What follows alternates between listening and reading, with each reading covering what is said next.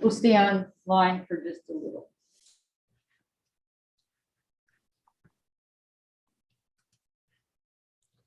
Hello, I am excited to welcome everyone into our fourth event in this year's Diverse Perspectives in Digital Media and Design 2022 speaker series.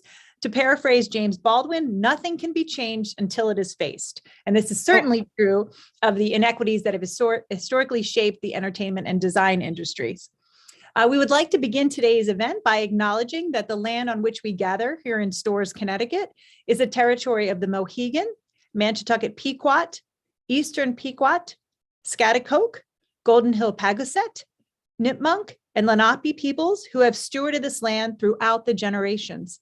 We thank them for their strength and resilience in protecting this land, and we aspire to uphold our responsibilities according to their example.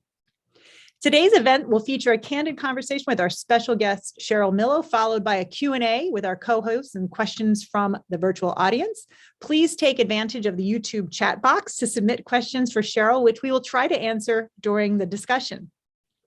I'm Heather Elliott Familaro, and I'm the department head for digital media and design here at the University of Connecticut. DMD is a young department which has rapidly grown to over 350 undergraduate and graduate students and 26 full-time faculty. We have 7 undergraduate concentrations across the full digital media spectrum, from film production to animation, interactivity, UI, UX design, business, and the humanities at both the Storrs and Stanford campuses. And in our department, we value and celebrate our students' diverse backgrounds, and we support their development both as individuals and as professional media creators. The Diverse Perspectives in Digital Media Design speaker series is one celebration of those shared values. And now on to the show. It is my extreme pleasure today to welcome today's co-hosts, Assistant Professor in Residence Ting Zhu, and Digital Humanities and Media Studies undergraduate students, Jalen Murphy and Brendan Acton. Ting Zhu is an Assistant Professor in Residence of Web and Interactive Media Design in the Digital Media Design Department at UConn. Originally from China, she graduated from the Beijing Institute of Graphic Communication with a degree in art design and received her MFA degree in visual communication design from the School of the Art Institute of Chicago. Her works have been presented at Gallery 456 in New York, the Irish Center, Shanghai Tsinghua University, Beijing, and Nunnery Gallery in London. Her scientific visualization works were published as a journal cover in Nanoscale and Particle. Welcome, Ting. Thank you so much for having me here. Thank you. And I'm also happy to introduce our 2 student co-hosts. Jalen Murphy is a designer for Nutmeg Publishing at the University of Connecticut. She has a passion for creating content that tells a story and enjoys working with others. So welcome, Jalen. Hi, thank you. And finally, Brendan Acton is a web and graphic designer, artist designer, and web developer, and a very ADHD creative mofo. He works as a web and graphic designer for a behavioral health company and likes to design t-shirts and art for his online store. So welcome, Brendan. Hi, thank you for having me. And now I'm going to turn over the virtual mic to you, Ting, to introduce our special guest. Hello. Thank you so much, Heather. It's my extreme pleasure to welcome today's guest, Dr. Cheryl D Miller, who is going to give a presentation on white default. So Dr. Cheryl D Miller is a designer, author, trade writer for print magazine and the communication arts magazine, and a theologian. As the founder of the former Cheryl D Miller Design Company in New York, a social impact design firm, Miller's path-breaking work is now preserved in the Cheryl D Miller Collection at Stanford University. In addition to her legacy professional firms, archive holding include her memoir research and the manuscripts. The collection features DNG initiatives, corporate communications developed for Fortune 500 corporations, and corporate communications for national African American organizations developed post-civil rights era from 1974 to 1994. Today, Miller is also a distinguished senior lecturer in design at the University of Texas, Austin, E.W. Dorsey Fellow 2021, and adjunct professor at Harvard University in Boston. A reception of countless awards, Miller is recognized for her outsized influence within the graphic design profession to end the marginalization of BIPOC designers through her civil rights activism, industry-exposed trade writing, research rigor, and also archival vision. Thank you so much, Dr. Miller. Listen, thank you very much. And forgive the moment, the sun coming in our eyes. I'm broadcasting from Connecticut, and the sun will pass over in a minute, and we will see you even more clearly. Thank you, University of Connecticut, my pleasure. And I've got really one of my controversial lectures tonight. Sit back and enjoy, and I'm going to share a screen and get busy with it.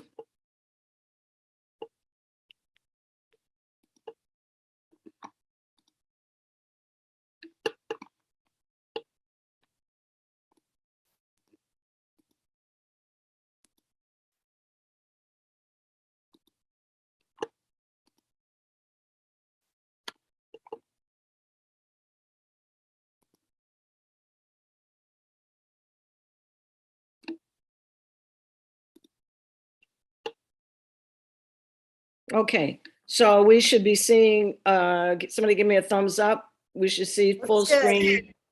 Okay, perfect. All right, tonight we want to talk about a concept titling of an idea that I picked up from Jacqueline Ayama, and I met her at one of the Harvard Graduate Design Conferences. She's a user experience designer based out of Bay Area, California, and she's an activist and a social media maven addressing Black racism through design. And she has this term that I've picked up and given her credit for, white default. And it falls within a conversation of current discussion of decolonizing, puncturing, or de-Westernizing graphic design. A lot of industries and academia is in a move to decolonize Eurocentric, male-dominant perspectives to pedagogy. And this lecture is to kind of talk to you about what white default is. And more importantly, what we want to do is make you aware of it so that in today's practice, we can be broader and more open. We find today that there's a lot of movement and action towards inclusivity in the graphics and the corporate communications that we see. There's an attempt to reach everybody and to be all things to all communities and ethnicities. As a practitioner, that's our responsibility when we're communicators, storytellers. We have to look outside of the white default perspective. We can find you can Google a lot of articles and information. It's somewhat new, so the scholarships and the books are just coming out. Decolonizing education, decolonize your mind. It's happening across academia. Now, graphic design, the main reason that it's important is right here. Mixed history of graphic design is really our main Bible. There's 6 editions. I understand that there's a new edition coming out, but it is the sacred holy grail of graphic design history that continues to march through sophomore year. And it's the place where sophomore year professors, sophomore year students, we learn the story of graphic design. as this is a primer to our industry for decades, it is the problem. And what we have is it presents this is an analysis from, I call him, he's Brad from Portland, AIGA Portland, did this infographic. And he updated it for me per the last edition of MEGS. The 6th edition has 594 designers, 62 women, 80 BIPOC or people of color, but mostly it was the Asian community, and 3 Blacks. So we would narrow that down. This history features 449 white male designers who dominate their histories dominate the history that is taught to us. There's only one perspective, and that's the problem. That the industry and academia has been dominated by this voice. As an example of white default, and where we see it as an example in some of our early understanding of branding. This is one that I grew up with. 1959 Barbie was for every little girl, no matter the race, creed, or color. Barbie was white, tall, almost anorexic, blonde hair. She defined everyone. And if you wanted a Barbie doll, she was the only one that you could have. White default did not regard any other little girl in 1959. All right. And this is what really corporate America and marketing and branding has grown through, but it started off almost like a magnet. It just only tackles the white perspective with no regard to anything else. Today, it's taken decades, but as an example now, the growth is that Barbie can be anyone, be anybody, and we can have it your way. What's really interesting is that design diversity and advocacy has pushed our thinking forward, and Barbie now is far removed from 1959 white default Barbie. She tries to reach everyone. Even as recent as a couple of weeks ago, Barbie was launched. Shonda Rhimes was honored with a Barbie International launch in International Women's Day. And Barbie celebrates role models, but Barbie just used to be white, 5'7" and 110 pounds, blonde hair. That was it. Okay. White default. This is an example where art direction is important and our responsibility. White default can't see the problem. And so we are, as designers and creators of marketing, branding, advertising, corporate communications, it's our thinking that has to come to the table to remember everyone. And this is an example. White default can't see the problem. This is the Holiday Vineyard Vines Holiday Catalog 2018. And we see featured as models corporate executives. We see Kelsey, Raph, Adam, Nicole, Alex, Eric. No one else. There's nobody else from any other ethnicity. This your yuppie high-end New England white executives. We have Hunter and Molly with their kid for the kids line. And this is your holiday catalog. No one else is here now.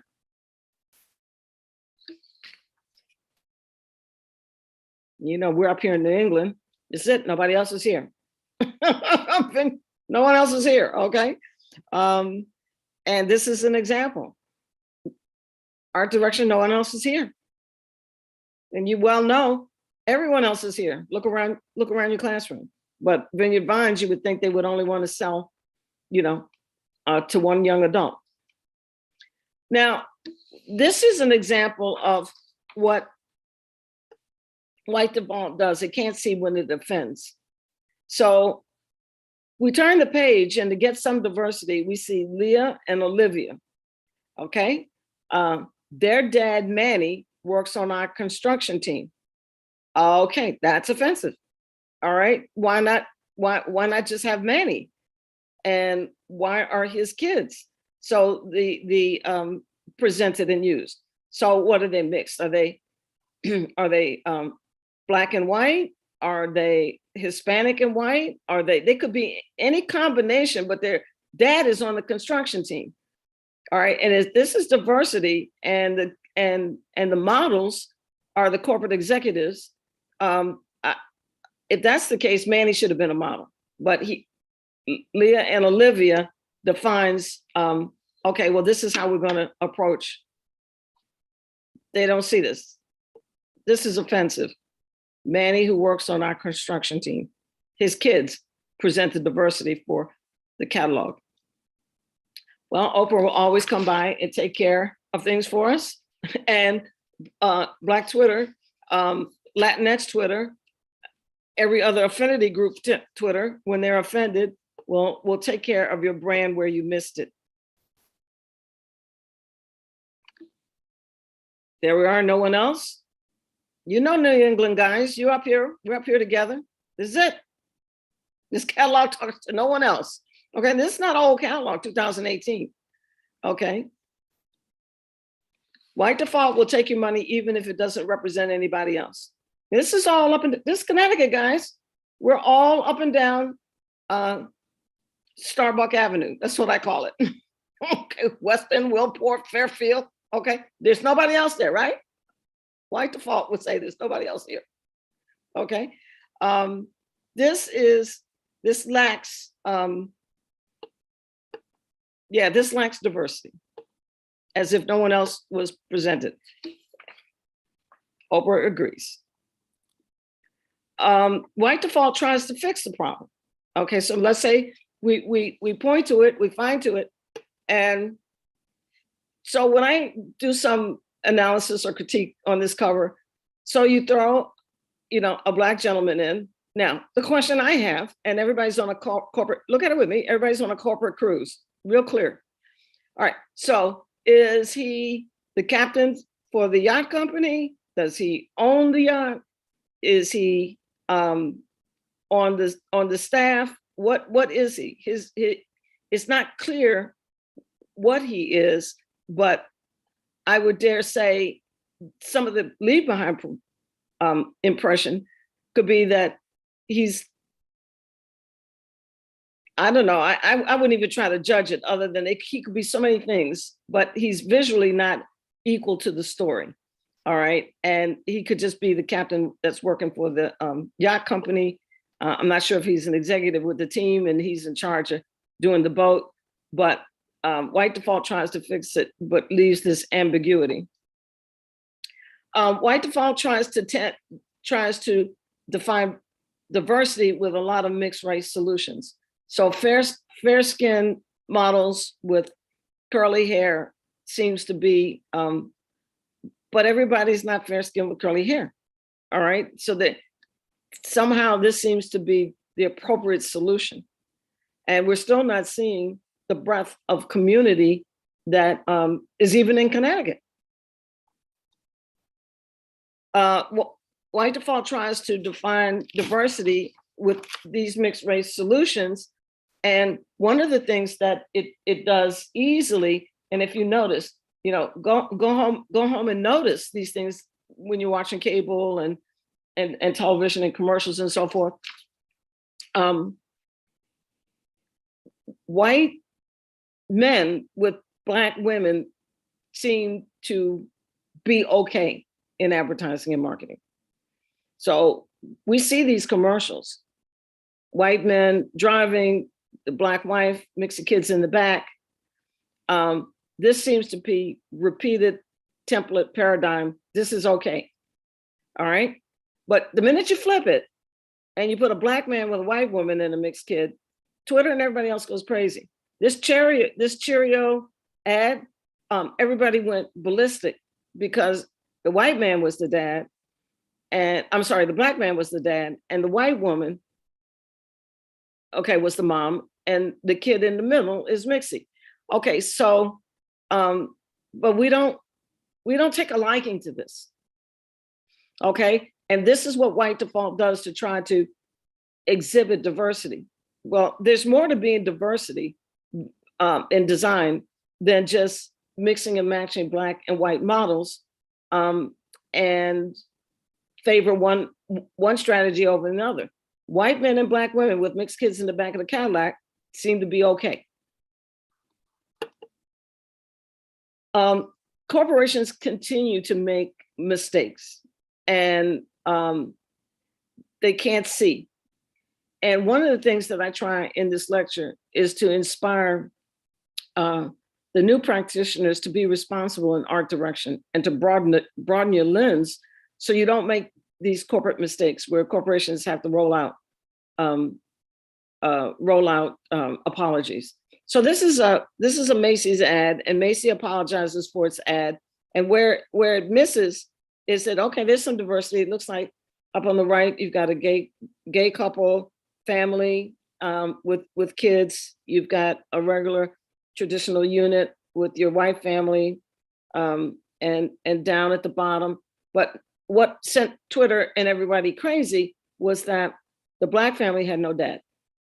Okay, and so a single mom, missing black man seems to have be a stereotype, and Macy's picked it up in in Christmas holiday advertising. Oh, Twitter had a good time with that one. Dove apologizes for posting racially insensitive ad on Facebook that missed the mark. And this is to suggest that you use Dove, right? And when you wash with Dove, you can change from brown to white. Now, why in the world would art direction let this roll out? This caused immediate backlash and sparked the brand to pull the post. Okay, use Dove and turn from black to white. As if who would want to turn from black to white? And definitely use Dove to do it. This is no new strategy, okay? And I'm going to show you. This is advertising 1783 that suggests that this brand of soap will wash you clean and wash you white. This is racial advertising, and it lies within us as practitioners. Okay, we're the creators, and I'm showing you what, without calling it out, some of our perspectives need to be broadened so that we understand you don't do this. But Dove is not the first one to suggest that soap can wash us brown from white. Oh, this is a good one. H&M apologizes for the monkey image. Little hoodie sale, little kids, coolest monkey in the jungle. And we have the little white guy looking at him. Well, you know, I'm the expert. Okay, I'm the tiger in the jungle. And H&M had to apologize for the monkey image featuring the black kid. What art director, what creative director, what team even let that go to the point where defense had to be made? Look, our eyes have to be open because we are the dominant, the white community is, it is a dominant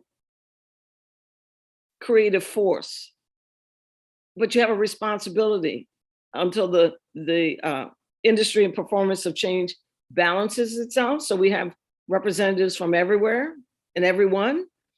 You have to be responsible. This is irresponsible. The Gap apologizes for racially insensitive ad. Well, you might look at that and say, well, Dr. Miller, what's so insensitive about this? Well, let's look at it from another lens. You've got three white kids.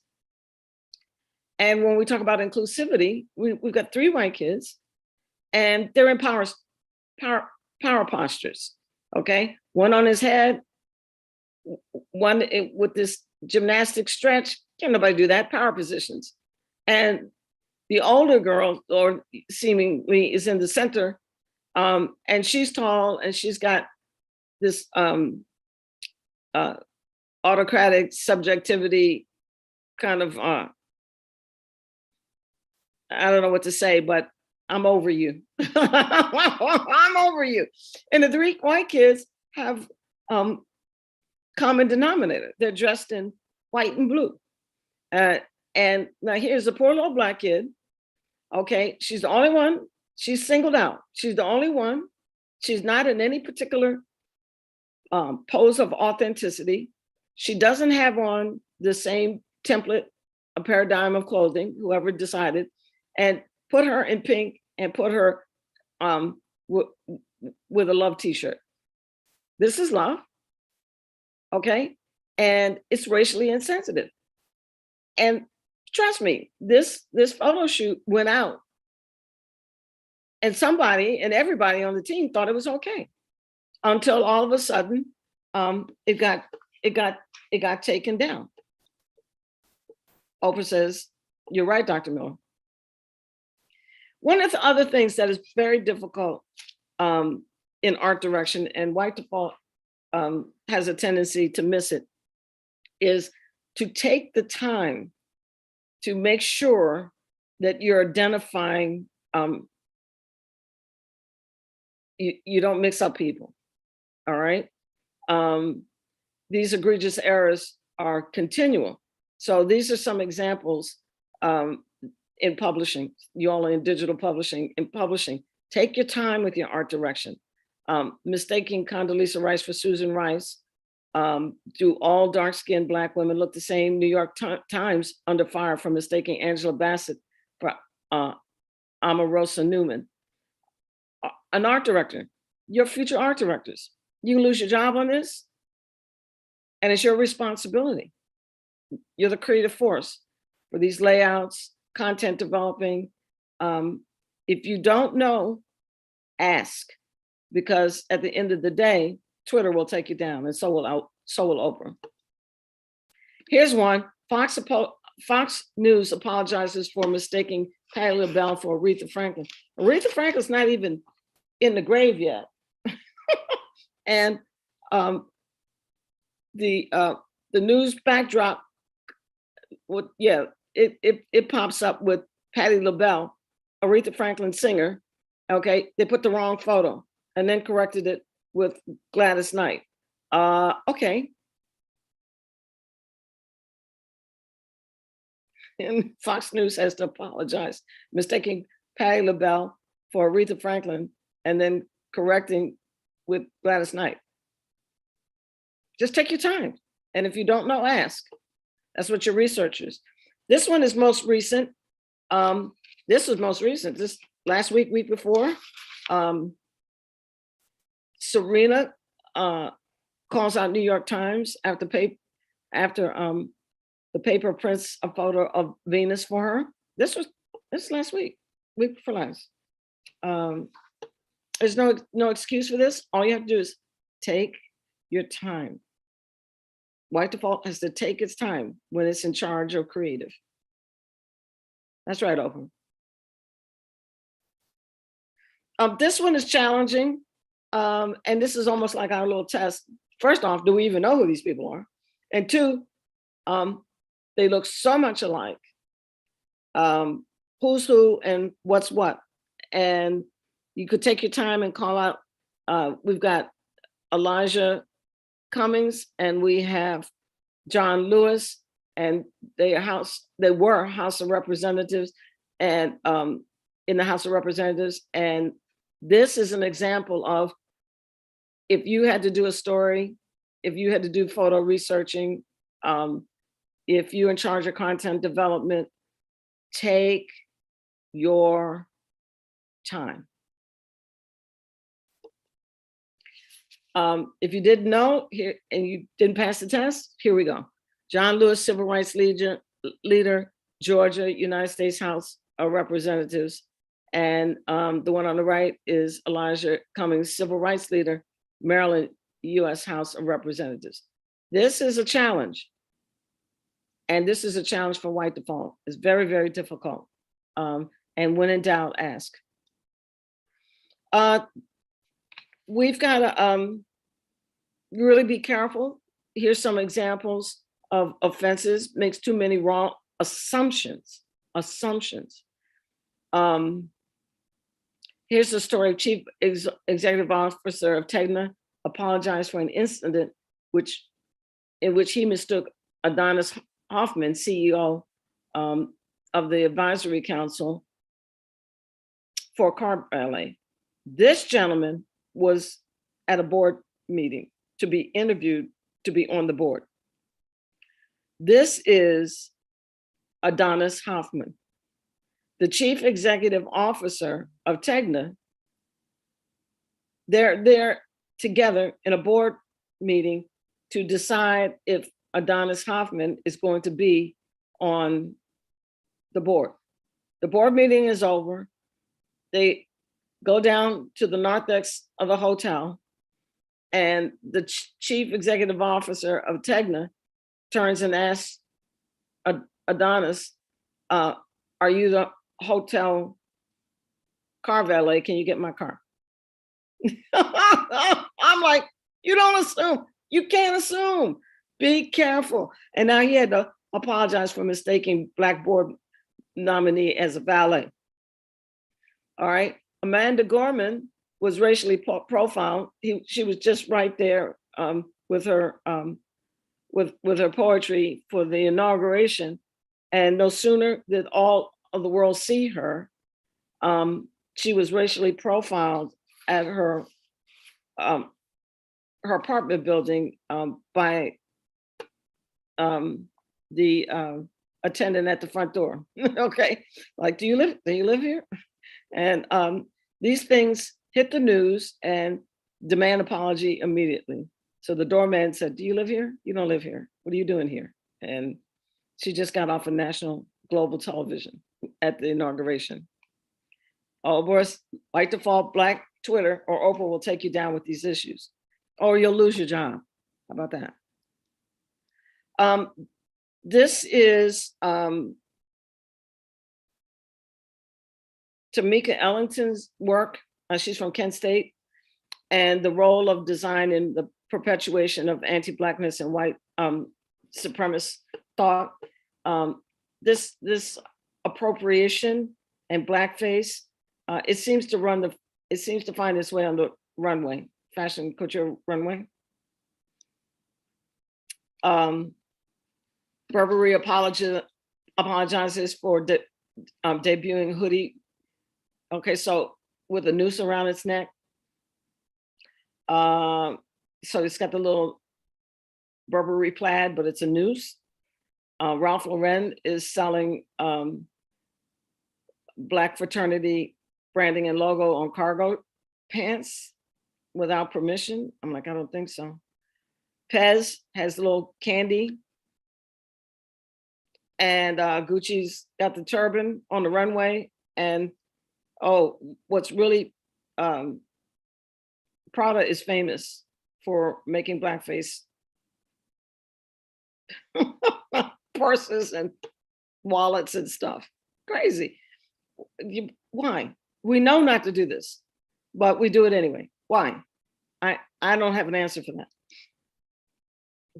White default, what about this isn't clear? Just stay away from blackface, even if you don't understand it. Just when you see something like this, no good. Even if you don't understand, don't do it.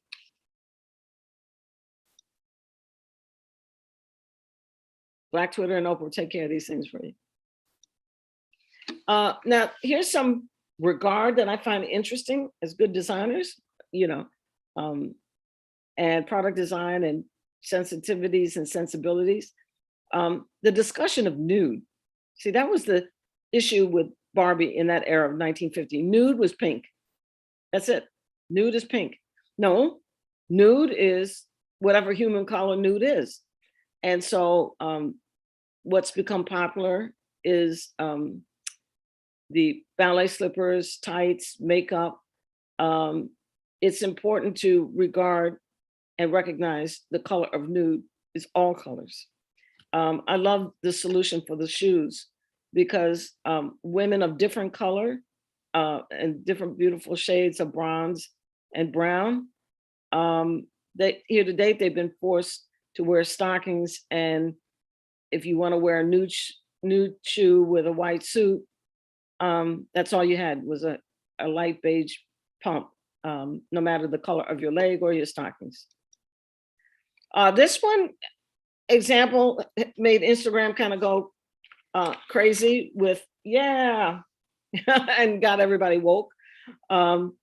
This is a medical student who also is a medical illustrator, and are all of the medical illustrations, whoever sees them in brown and bronze and different colors, they're always pink.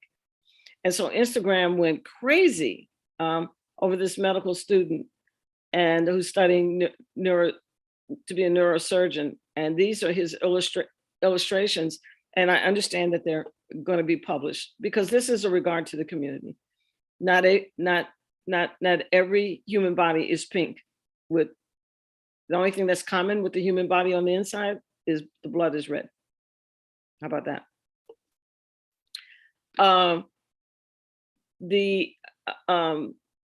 Some of the regard is to really look at nude means more than pink. So we've got Band-Aids in different colors, tights and stockings in different colors. Crayola finally came up with colors of the world, multicultural colors, because, little kids are, what do they have but pink, in a packet of 64 colors. So now they're colors of the world crayons.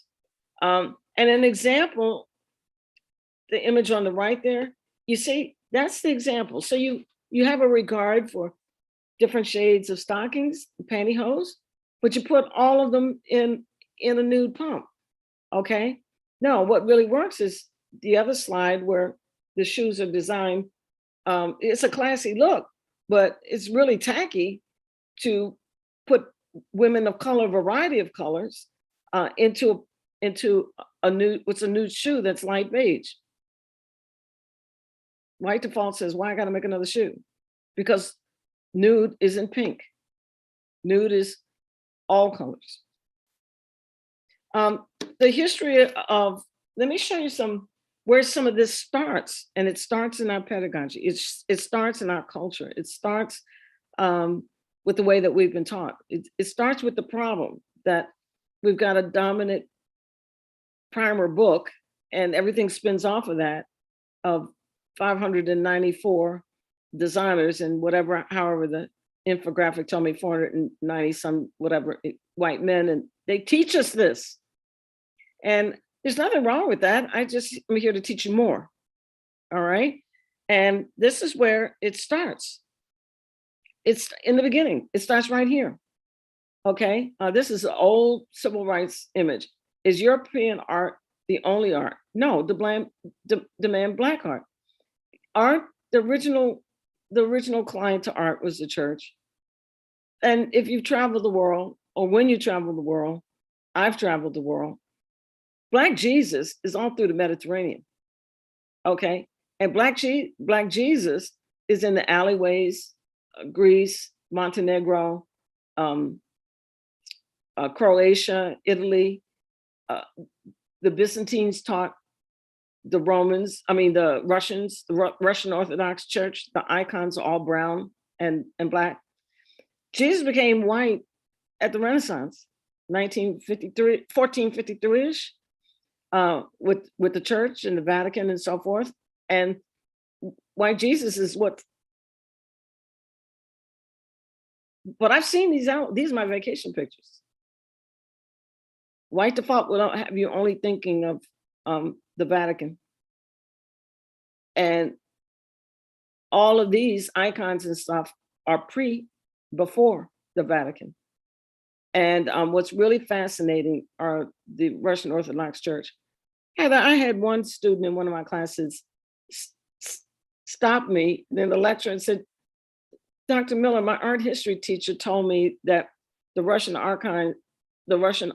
icons or pictures of Jesus when he's brown is from Restoration. Like, okay. Jesus became white with the Renaissance. It's all dependent on who's telling the story. The history of graphic design somehow seems to start, and it does start, with a discussion of Egypt and hieroglyphics and Egyptian cave paintings. And I chuckle at this. When Jesus hid in Egypt, everybody found him. But these are your main primers: the history of art and Meg's, and they all uniquely start in an interesting place. Now I want you to, there's a YouTube, you can find this, but this is an interesting beginning. This is an anthropologist, and she's doing a TED Talk, and all of our books start with this LaSalle cave. All of them in southern France. For some reason, we open the first page, and what we find is this discussion and this horse of the LaSalle caves in southern France. And here's a TED Talk that's on YouTube, and our anthropologist starts with a discussion of the invention of graphic communication. And she and her husband explore European caves, and they have come up with a common denominator of 32 symbols found in caves over Europe. So in the TED Talk, she is explaining and showing all of the cave art from Europe, Sicily, all different parts of Australia. She's really, all I can tell you is she's focusing on every place but Africa. And Genevieve von Petzinger, okay? And she has traveled the caves to collect, there's a 32 symbol common denominator. And she's giving a TED Talk, and she's letting us know that this is the beginning of graphic communication. In her TED Talk, she says, this invention actually traces back to a common point of origin in Africa. But then she quickly says, but I'm afraid this is a subject for a future talk. Okay, and then she flips right back to talking about the origins of the marks. See, the point of her conversation in the YouTube and in the history of her work is that all of the caves, she found 32 images and symbols. And here at this point in the lecture, she says, those symbols were found, the origin of the symbols, before they're found in 32 caves, the beginning is in Africa. And then she quickly passes by and says, well, I'm afraid this is a subject for another talk. We find Dr. Sam Chalice. He is a part of the rock art research and in South Africa. And he's saying they just had a show of rock art. And what they have done is they have brought the two exhibits together, the rock art of South Africa and the rock art of Southern France. But my point here, I'm going to show you, is that we dismiss, we do not know. It's up to us to decolonize this story of LaSalle, that horse and LaSalle caves in Southern Paris. All right, that dominates the timelines and the history. And Dr. Sam Chalice and his exhibit in South Africa, the Rock Art Research Institute, they put together an exhibit where they're looking at both of the collections. And that's what to decolonize means, is to broaden. Don't just focus it on Eurocentric. So the beginning of the history, we got to get away from this horse. And what's fascinating is that you see the timeline that these are graphic design books. All right. And that horse dominates our discussion, our historical talk, our books, our syllabus, our bibliographies. That horse dominates. And we don't read. We don't read. We look at pictures. Meg's gives you the responsibility, and Meg's tells you that it starts in Africa. Markings found in Africa, right? It's right there. But the timelines show you the rock in France. All right, this all has to do with who's publishing, who's writing. And this horse dominates the beginning of graphic design history. But if you read, Meg's tells you that it starts in Africa, but you don't see an African map there. You don't see these books starting with a visual from an African cave. They start with southern France, like it's there with the cafe and the espresso. They don't tell you double knots. They tell you that it's Africa, but the focus and the visual is La Salle caves, south of France. See, look at that. Early human markings found in Africa. See that? But look at the horse and the key. Cave paintings from La Salle. See? This is what we do. It's believed we evolved from species that lived in southern part of Africa. Look at that carefully. It's printed. It's there for you to read it. But the art direction shows you what? We don't read. We're artists, you know that. We just scan and looking at pictures. I look at the key, that horse. All right? You got that open? One of the things that's interesting in my work is that I juxtapose, in decolonizing the story, I juxtapose the technology with the slave trade. So we get busy with studying Garamond type sheets, woodcut, Bible press, early technology, lithography.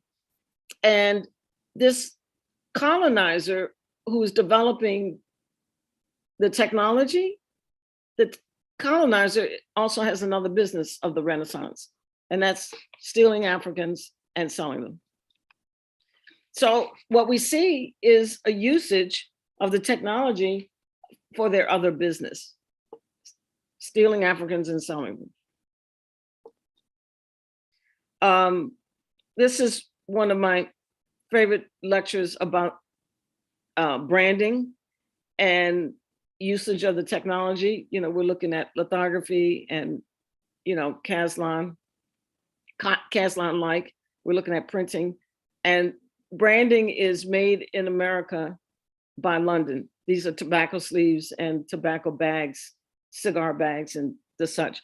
And so the white captain or the owner of the ship or the owner, he's white from Britain, and the branding is it's made in America and harvested by slaves, some Black image. This is another way that I decolonize the history, the Victorian era,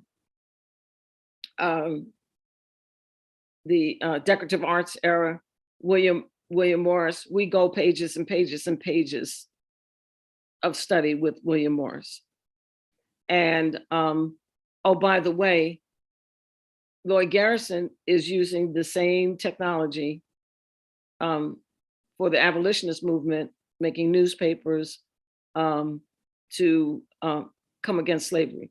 We don't see the usage, the letterpress, we study William Morrison and decorative arts, and we stay there for weeks. We stay there for weeks, looking at furniture, specimen sheets, learning about William Morris. Oh, by the way, his counterpart is William Lloyd Garrison, using the same technology to free the slaves. Our histories move into technology to learn about chromolithography. I'm sorry, lithography turns to chromolithography, which is the usage of color with the technology.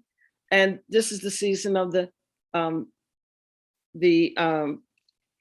season of the circus ads and such. And what we have here is the same usage of the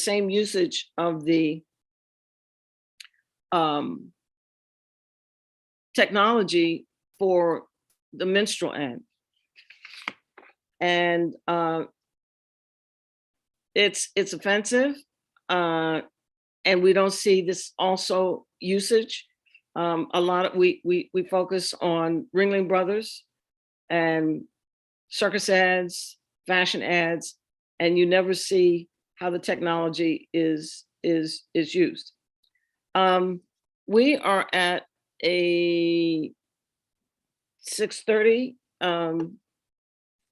passageway where we have time for some conversation, but in a broad stroke, let's look just at a few more. The chromolithography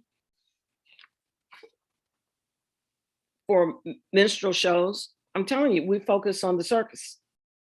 The books focus on the circus. They don't show you how else chromolithography is used. Let's just enjoy the pictures, okay?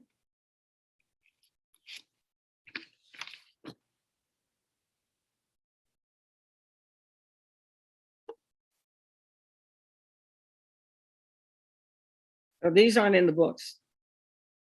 These are in Cheryl Miller's books.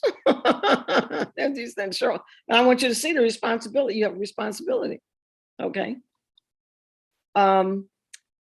Another big era of discussion in graphic design history is mass production of publications. The Harper Brothers began newspapers, magazines, and the era's main illustrator used, I think his last name is Thomas Nast, I think.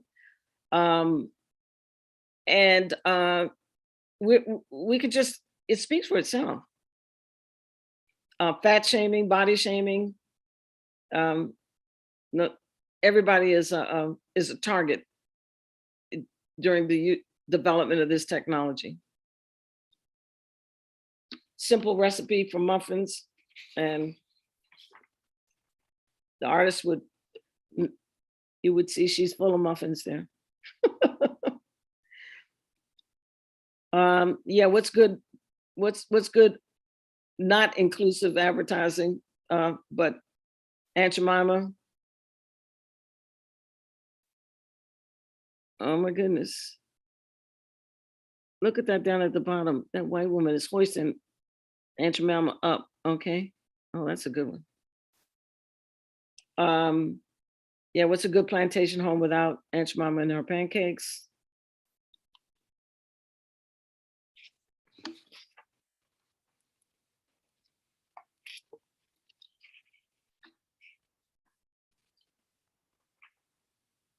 Our sense of beauty,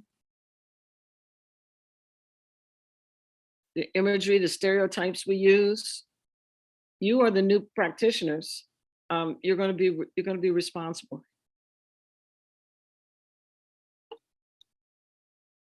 A lot of this is just the culture and the era of the times. Jim Crow advertising. We're in Jim Crow era, subjugating the white community over the Black community. And, you know, Happy Dorman.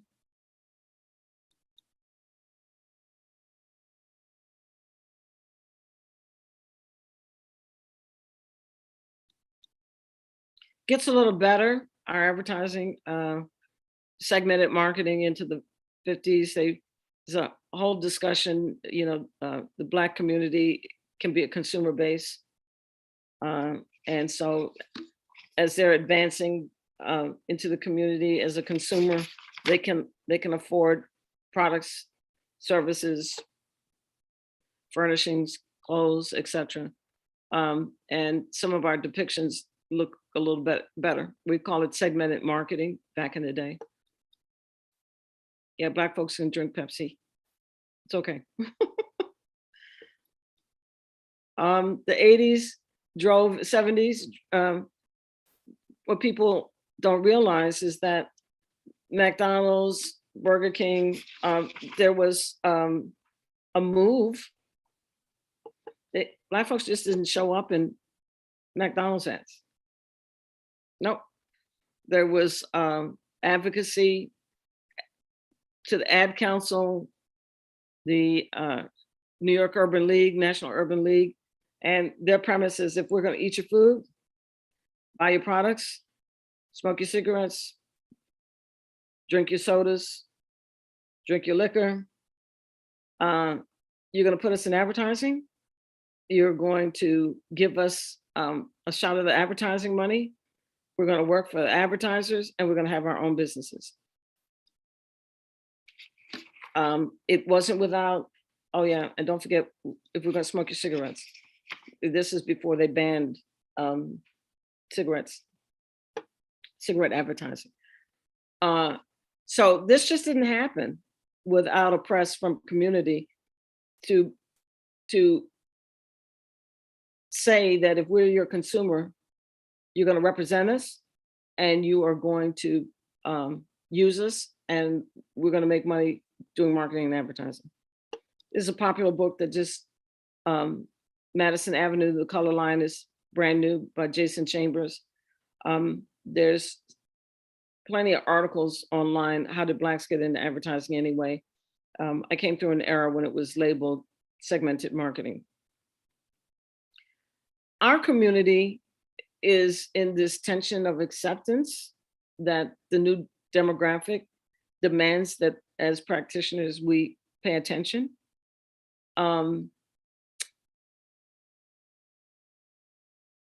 White people are no longer a majority, racism will fade, and the US will never be a white country again. This is I've been following this since 2012, Census in the Pew. Headlines like, there are more mixed race babies than white babies. There are more white deaths than births. This has been going on, I would say, from about 2010 to 10 years, there's been this warning of a browning of America. And for the first time since the census began in 1790, the multiracial increased by 276 over the last decade. And what's got the attention of this country is the opening of this article. When white people are no longer a majority, racism will fade in the United States. And it quotes, this is the article, this is census analysis. US will never be a white country again. That's the tension of what's going on. Well, I don't want to be political because I'm not political.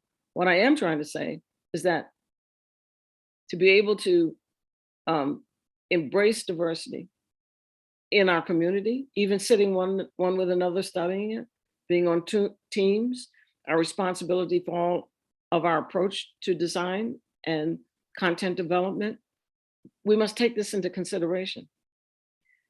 This is the story of, it's important why the graphic design history is being decolonizing voices. It's not to take away or to remove our baseline. It's to explore, broaden, and to accept that our stories, all stories, and it's global now. Thanks for the pandemic, we're meeting people from all around the world. I can't even say that it's North America. It's a global response when we're on these teams of performance for service. You've got to respond to everyone. It's no longer just white default. Okay, and let's look at our opening slide very carefully. This is where we started. This is where we started. are opening, and this is art direction. You say, well, Dr. Miller, well, I don't see anything wrong with that. Well, there's choice, there's preference in this imagery. Look at the two models. You've got the Black model behind the white model. They're identical, but their shoulders are tipping as if the white girl has more prominence than the Black girl. You're an art director. Balance that out, make that equal. See the slide on the right? Twist them in so they're equal. You're visually communicating a message. The first one, the white shoulder, though it's slight, it's tipping the Black woman. I'm in charge, I'm in front.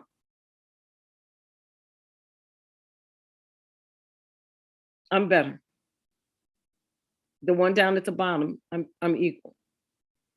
Okay, and the art director, you're the one that's in charge. Thank you for being with this, my white default lecture. And the way to right the wrongs is to turn the light of truth upon them. And this is what I do every day in my writing, in my lectures, in my classes. I'm just evening the playing ground and showing you more of the story. I don't want to change the canon. The design canon is beautiful. You must know it. You must know our history. You must know the story. What I want us to do is to reach beyond it in our practices, in our writing, in our new performance. We are more, and even before there was a sensibility to the whole, we as people of color, we've been forced to see it through white default lens. And all I'm saying is the lens is broader now and it belongs to you and me. Okay, there we go, Heather, white default, and it's 6:34. All right, so let's have our host pop back in. I'm just in awe. That was such an inspirational and informative and mind-blowing presentation. All right. So open for questions, dialogue, and a lot of times let's just talk, you know. Yeah, so we have some questions that we've put together from the class, but I just want to say thank you so much. That was very eye-opening. And obviously seeing all those very shocking ads, it's evident that those come as a result of a lack of diversity within the fields where people are putting those ads out, obviously in the sort of campaign marketing side of things. So first question would be in regards to that, what advice would you give to people who are minority group within their fields, and how can they make spaces for themselves? Advice to do what? How to make spaces, or an advice for what advice? What do I need advice for? Do we know? For how people that are of a minority group can make spaces for themselves in these career fields where they're not being spoken for, like as is evident in these ads? Well, first off, you got to get into table conversation to perform. And a lot of it is to get as much education as you can and to start as early as you can. And especially at your juncture, the internships, to be qualified. It's never going to go back to the season where I was, where nobody could get in. But the key to getting in is being as prepared as possible. So it's going to be grad school, internships. Just don't stop. You've got to get as much experience and education because now the laws are different, the hearts and minds are different, the need is different, but it's the field is competitive, and the best way to tackle it is to be competitive. And you can only do that with education and experience. Great. Yeah, thank you. Thank you so much. That's definitely an inspiring answer. I'm going to pass over to Brendan for the next question. Hi, I just want to thank you so much for your time. My pleasure. It was really interesting hearing you speak and just really eye-opening, and I really appreciate it. And so for my question, this is a question from the class. Are there any other major shifts in the graphic design industry that you can possibly predict and see happening in the future, maybe near future and maybe in the further future, like maybe a year or maybe 5 years from now? Yeah, we really, it's in the technology. It's in the technology, okay? We cannot dismiss what's going on with the technology, okay? And to look into that, metaverse, all of these new areas of holograms, 3D, and design theory, design vision, design thinking. These are all things that get us here. What's going to happen is the technology. Listen, so that you'll understand, I started in this business when magic markers were invented. When I was your age, I went to, I started freshman year and they discovered magic markers. There were 8 of them in a box, the 8 basic colors, and the brand name was magic markers. And I had to grow through the technology. All right, the theory and the history does not change. To be a designer, there's the theory and practice, design visualization, design thinking. All these things are theory. What advances is the technology. So to be as prepared with new trends of things that we don't even know what's being made. All right. That's going to be the key to sustainability in a career. It's going to be technology, because the theory and the history doesn't change. How to think, how to design, who was there before, that doesn't really change. But the usage, okay. So these lectures, I started all the way back with movable type and woodblock. Look where we are now. All right, so that's the only thing that's changed. Creativity, solutions, design thinking, look, and then your market, looking at your market today is look at a broader market. So looking out into the future, the technology, we're going into virtual land. The next time I possibly could do this, I don't have to leave my house. I'll be a hologram. This is Zoom right now. Zoom is, as far as I know, Zoom is over. Okay, there's another technology that beams me in and sits me right there, holograms, sits me right in your classroom. So what I see is just a further dimension of technology, but you're only as good as the thinking, the vision and the design thinking that is behind the technology. And so that's what I see, is keeping up and looking ahead and, reading all the scholarly treatments and magazines for the technology and learn to design into it. Design doesn't change, the history doesn't change. It's crazy how fast it develops and excels too. Yes. Everything's always changing. Listen, I'm telling you, watch. I can't tell you what's next. Well, I do. I think it's called MESS, MESS, Microsoft. It's hologram. Zoom is history. It's taking us through pandemic right now, but there is something that I'm telling you, you'll Zoom. Dr. Miller, can you hologram into our classroom? And I'll be sitting right there with you. Yeah. So, just get in front of the thinkers where that design technology is being developed and design into it. That's the key, to stay with it. So I see the technology and the virtual experience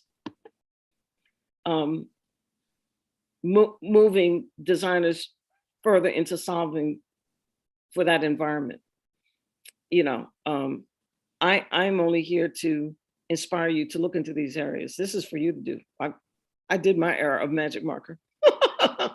I mean, from magic marker, film, videotape. I've been through a lot of technology. And it's so funny. I said to myself, oh, I'm going to retire. I'm not going to go. And here I am out making NFTs. Got to keep going. Yeah. Well, thank you. I really appreciate that. I couldn't have thought of a better answer. That was really nice. Thank you. Sure. Any in the class, in the chat? In fact, a lot of times it's not. We got some more questions. You got more questions? Yeah, go ahead. Could I ask a question? As a designer and educator, in color too, could I ask you a question, Dr. Miller? Yeah. Mm-hmm. Yeah. So I know you are really supportive. I know you from the designer educators community. So I see you're really inspiration and supportive to us. So as a designer in color and educator, do you have any like a suggestion for us? I mean, as a like, for me as a like educator, how can I like support my students, especially in color? Well, creating syllabus that is more inclusive. Just remember to include everybody, and writing prompts, projects, solve solutions in places that aren't typical, create projects that are outside of the box. And one of the things to be competitive as an educator is make sure that you have all the proper lineup for education and you're moving up the ranks. Okay, you got to move up the, you got to move up the rank in academia. And I think that we need more professors of color, and that's all colors and ethnicities, but you have to be qualified. The key to all of this in performance and academia is to be qualified. And education and getting into fellowships and different things that will take you up the academic ladder, you've got to be in the associate professor category to be regarded as a professor, full professor or tenure. So to learn the rules of engagement is really important. Okay, it's really important, the how to, and to do everything that you can do to be qualified. And then you and your portfolios are strong, and your student portfolios are strong. Being competitive is the key. And so you get as much experience and as much education as you can, and you follow them as best as possible, follow the rules of engagement. And the community needs full professors, but that's not easy, okay? But you gotta come up from, I hate to say it, you gotta come up the ranks, assistant, associate, and it's not particularly forgiving or easy. Thank you so much. Thanks.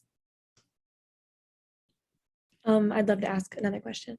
Sure. So again, from our class set, would you consider yourself someone who's in their own space in the design field? And if yes, how did you do that? How was your journey just personally for you? If you could just speak a little bit about that. I created my own space. Indeed, I have.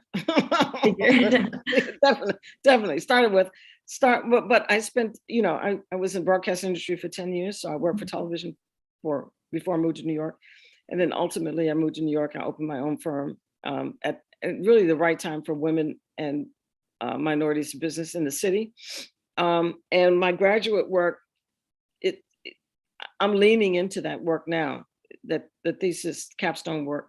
I solved a problem.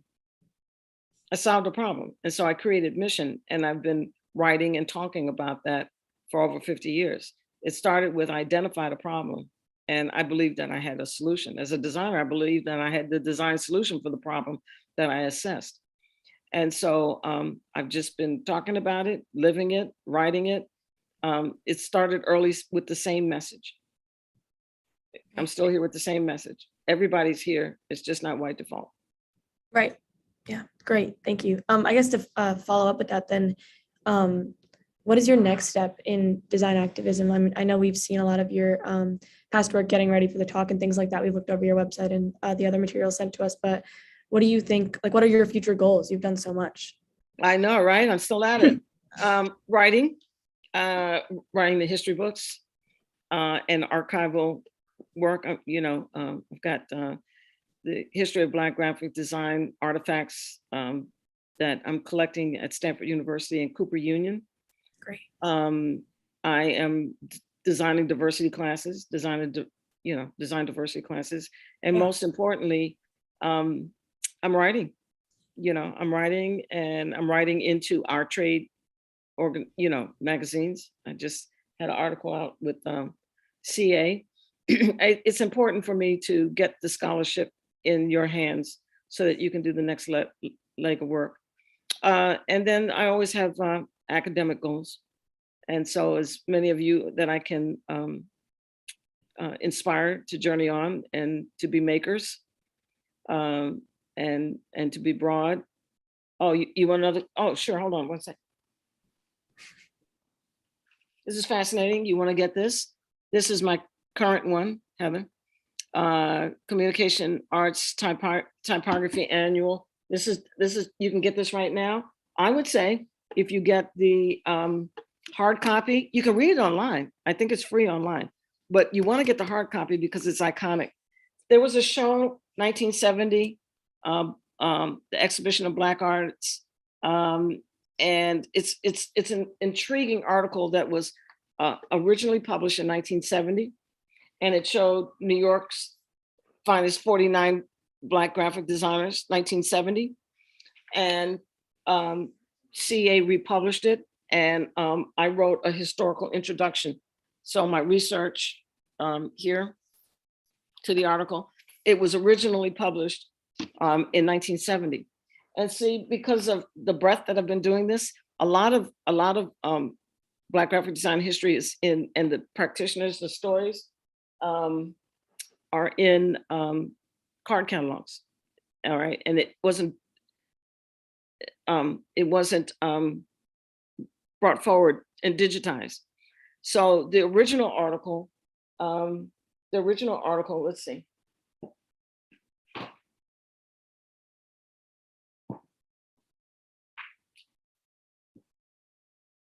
Well, the original article, believe it or not, was not only was it printed in 1970 by CA, but it was printed in Japanese. This is a vintage magazine. And the original article about the show 1970 was printed in Japanese. And so this is my research. I go around and I collect the artifacts, and then I write. Look, this is just beautiful. The whole show was reproduced, but it's in Japanese. Who can read Japanese? So we bring all of this work forward and we publish it for you. And you know, I'm working with Cooper Union is doing some historical work on that show, and I'm collecting legacy estate work. And I'm writing in my God, my lecture schedule. In addition, I'm teaching at University of Texas, and I'm teaching at Howard University, and there's only one Cheryl Miller. So we're working, and I'm writing. So I'm meeting everybody, writing, and it's exciting. And the pandemic has allowed me to lean into the Zoom environment, you know, and my work is getting around. So I'm just inspiring you guys to keep it. Don't reinvent the wheel. Just keep going from here. I actually had a question of my own, if you don't mind. Mm-hmm. So when it comes to like graphic design work, like we're getting more and more digitalized. Like a lot of people are working from home. Do you think it like matters? Like I guess maybe if there's a company that's in person, but like where you like, you know, where you reside, where you live, does it matter as much anymore? Or can you like kind of like, or do you have to kind of like be near a big city to kind of like find the best job? You have to network into a big city, and LinkedIn and Instagram, your next job is with who you know. And, you know, design teams, internships really help. They're loaded. If you follow me on LinkedIn, I repost all the good jobs that I wish I had when I was your age. And I'll repost and I'll say right here, right here, right here. And so Google, Facebook, IBM, internships, work, getting certificates and badges, and you learn to hustle with people online, and you'll find yourself, you know, jobs coming out of Chicago, LA. It's all networking and work and delivery. You know, your equipment has to be fast. You know, your delivery, making a production schedule, meeting your deadlines. Look, New York hustle is the same, and if not faster on the internet. So the answer to your question is, You got to get out there. And LinkedIn page, networking, grab the internships, Instagram, meeting the studios, the owners, the art directors, creative directors. There's so much now. Indeed.com, design remote. It's loaded. It's absolutely loaded. So we have a tendency to work, designers have a tendency to work with their favorites. So get on somebody's favorite list. So the answer to your question is you can be anywhere now. That's not the way it was when I was your age. You had to be in New York, you had to be in Chicago, you had to be in LA, and you had to be on that street running around, running these jobs around, okay, and designing, hustling to a client. And I'm telling my kids, the ones I teach, every week, you better learn to Zoom, learn to present in Zoom, do your research on mirror boards, be able to articulate, bring your clients in, and don't wait to design. Get a client now and just keep, it grows. And people are afraid to do work for free. Do a couple of things for free and get your portfolio up. Oh my God. Get Beyonce and Adobe Portfolio, and oh my God, guys, there's so, and you got a lot of competition. So again, it's key. Key is your technology and being able to design in these platforms. Awesome. Thank you so much. Yeah, you can do it, but it's a hustle. Nothing comes for free. You got to work hard. Yeah, you do. And the internships are helpful. Google, Adobe, Nike, you got to get your internships in. And this is where you meet, studio owners, corporate executives. You got to put your internship work in.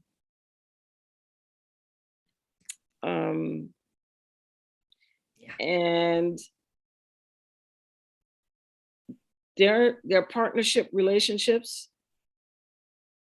Heather, we could talk offline. I kind of heard something about your department. Yes, absolutely. Absolutely. Okay, we could talk offline. But I was in a furniture store, okay? And we'll talk offline. And I'm like, that's going on at University of Connecticut. It's all partnerships. And if you've got internship advisors, get everybody working early is the key. Awesome. Thank you. I really appreciate it. Yeah, sure. You got to hustle. Back in the day, I was slinging around Black Portfolio. This is just, click and go. Just, but you still have to upload and deliver, guys. Okay, so I got to upload and deliver. Yeah, putting in the work is definitely important. Thank you for that, Cheryl. So is there any last questions from the co-hosts, Ting, Brendan, Heather? If not, I have one last question. Sure. Okay. So if you could tell your past self anything, what would it be? It'll be all right. You'll get there. When I was yours, it's like, oh God, am I ever going to get there? I couldn't, Other than that, I did everything I was supposed to do. Thus all of the attention, the awards. I worked really hard, guys, but I never knew when the harvest would be. So I probably just needed to say to myself, Cheryl, it's going to be all right. It may take you longer. It might take you longer because you're working against some odds. Right. You're working against some culture, you're working against some history, but you'll make it. If I knew then that I'd be here now, I might have calmed down a little. Right. Yeah, I think that's something that a lot of young people need to hear these days, that you're going to get somewhere. At least it might not be exactly what you thought when you were in college, but you're going to get somewhere. Yeah. Thank you for that. I'm really happy about it now, but there's the day I don't think, oh goodness, maybe it happened 10 years ago, but it's happening now. And so, so with that, I've been blessed to, get all the attention and all the awards that anyone of you, if you've done the whole life legacy journey, it's there for you to grasp. But I got involved. The other thing, Heather, that's really important is to get involved with AIG Connecticut. Okay, that dropping all of our communities within the AIGA framework is really important for the growth and exposure. So AIGA Connecticut, And listen, there's a lot going on with this new school. Well, not new school, but it got Pallier College, art in Bridgeport. Somebody bought them out and they're redeveloping. And we've got that design school at Bridgeport. You know, you competing with Yale. We're in Connecticut. There's a lot going on here, you know, and leaning into the community and pulling it into a greater network. AIGA Connecticut can really help with that. Yeah, I'm looking forward to having some more stuff in person, because we used to take right before the pandemic, we brought a group of students to the big networking event that they have for students, and but I don't think we've had anything yet in person. So hopefully. Yeah. And so everything they offer nationally, portfolio reviews, worldwide scholarship, AIGA, and getting the scholars exposed to them, and locally, the local events. Exhibiting is extremely important. Exhibiting and winning look, we are a very pretentious business. And we are pretentious. That's the only thing I can tell you. When you're an award winner, everybody comes after you. So the only way you can't win an award if you don't show your work. That's right. And you know, pull back on the Starbucks a minute. If you stop a week of Starbucks, you'll have the entry fee. Okay, you'll have the entry fee. All right, but getting in the game, we are vain. We only want to work with award winners, and so exhibiting your work and winning awards is a big key. And education and the internships, all of this. And we're so fortunate, because we are just, you know, steps away from the epicenter in New York. I mean, there's so many great ad design companies and production houses in Connecticut, and even basically between Boston and New York. So, you know, a lot of students are out there doing their time. Exactly. And inviting them in to crit, career days, getting as much exposure as possible. And even your department. You've got some grads that are on the circuit, if you will. You got Kelly Walters, you know, as a grad at University of Connecticut, and she's, you know, SVA and a chair down there. Look at your alumni base. Bring the department and the scholars into the light. That's how they make it. Portfolio days, capstone jurors, and even being able to interface with professors from other schools and things, and bring them in. You know, this is all, it's a big wide world out here. And the more that the scholars are exposed, the more competitive they will be. So true. Well, and I love your comment. We do need absolutely more representation in our faculty, and getting more students of color in our graduate program. That's another, you know, big thing we've been really trying to support. Right. And we need academics that represent our student body. We can't have, you know, all white professors and expect to, you know, really change the face of design. Right. And we have to do it together. And grad school is very important, because it is terminal in order to teach. You know, in order to teach. And so, and now it's become competitive, because more and more are coming in with PhDs. So you've got to add on this. Listen, the industry needs full professors of color. And there's no way around it. Education is the only thing that will take you up the ladder.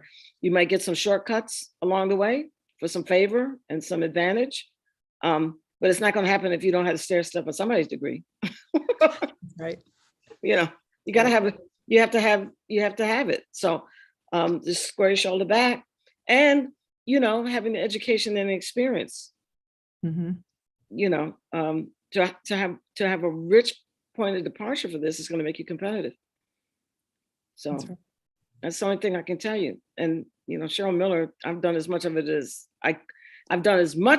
possible through the era of what I could do. I did all. I did everything I could possibly do. I left no stone unturned. Okay. So I can only tell you, I've had to put in over the top to even reach. I had to put in more in order to reach wherever it is people perceive me to be, you know. But I've been working like this since before, you know. That's the only thing can tell you is that I was dedicated in my mind and heart. I said, I'm going to do something with my interests, my gift, and I just have to learn the rules of the road. It's like driving on 95. You better learn how. No, it's like driving on the Merritt. You better learn how to Get it. And where you are, 84. You better learn that 84 and what exit, which curve that is. You learn it, okay. And if you got to know your exits, my friend. Mm-hmm. Cheryl, I also have one more question because I read your book. You said your grandpa's decision is why you are here today. I mean, because which book? It's Black Carol. Yeah. Mm-hmm. Yeah, because I know you're half of Black and also half of Asian. That's yeah. So I mean, how did the experience of like finding family history change or affect your career? Oh, because it leans into my story. Yeah. And my story is so unique. Okay. I am original BIPOC. You can't get any more BIPOC than Cheryl Miller. You can't. I got 4 grandparents, all these crazy people behind me. And there's wait, let's move over here. No, this way. I'm gonna go. This is my beautiful Filipino mom, but she's West Indian. And all these people behind me, I have 4 grandparents, 4 different places, 4 different races. It's not a census record. These are real people. They were crazy. Okay, my Filipino grandfather at the pop, right? And the lady there's my Native American, all right, and then what's over here? Yeah, there's my father, my white and American Indian grandfather, my Filipino mother, my Danish West Indian grandmother, my Ghanaian descent. Her mother was Ghanaian descent, Ghanaian. All right, great. Listen, and I have all of their artifacts and their stories and their records and birth certificates and death certificates. And, you know, the first place of being able to do this scholarship, I had to deal with my own origin. And so with that, those stories, you know, the scholarship into Ghana and the slave trade, you know, understanding how my family got that, you know, my family is indigenous. My maternal family is indigenous Danish West Indian, which is Carnival Cruise Stop, U.S. Virgin Islands, St. Thomas. And so they were there. My grandmother were there. She was Danish, but she was there before Carnival Cruise and the Americans. And the whole story, the unique story of my grandfather coming in from the Philippines is Jim Crow era, Woodrow Wilson. So much history that makes me authentic to genuinely being multiracial. I have four grandparents, 4 different races, 4 different places. Only my hairdresser knows.